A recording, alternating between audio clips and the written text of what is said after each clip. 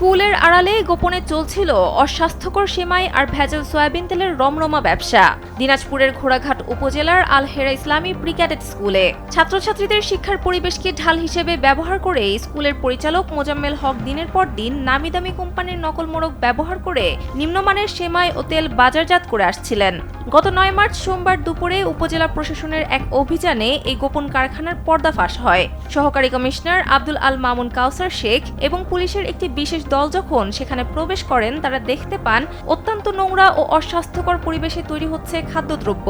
শুধু তাই নয়, মানুষকে ঠকানোর জন্য দেশের বড় বড় ব্র্যান্ডের হাজার হাজার খালি প্যাকেট ও বোতলও সেখানে মজুদ ছিল। উপজেলা নির্বাহী কর্মকর্তা রুবানা তানজিনের নির্দেশে ঘটনাস্থল থেকে জব্দ করা ২ ড্রাম তেল ও খালি বোতল নিলামে বিক্রি করে দেওয়া হয়। বিপুল পরিমাণ সেমাই এবং নকল প্যাকেটগুলো জনসম্মুখে আগুনে পুড়িয়ে ছাই করে দেওয়া হয়।